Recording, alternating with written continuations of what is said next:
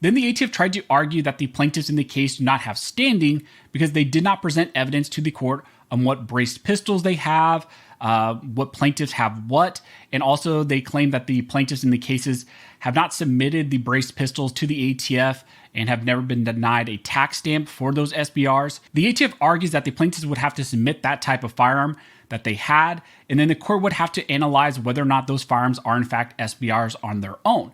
And all that would have to happen prior to having any standing to sue the ATF over the new rule. So the plaintiffs and the ATF have put forward their arguments for why an injunction should or should not be granted in this case. Then after the Fifth Circuit order, we all suspected that the court would issue a temporary injunction like all the other courts did, but the ATF recently submitted a response to the mock supplemental authority, which I think has essentially stayed the hand of the FRAC court, of this North Dakota court, and has essentially prevented the court from issuing any type of relief. The notice of the ATF states, defendants hereby respond to plaintiff's notice of supplemental authority and May 31st compliance deadline. As that notice informed the court, 2 district courts granted plaintiffs motions for preliminary injunction in Texas v. ATF and Brito v. ATF.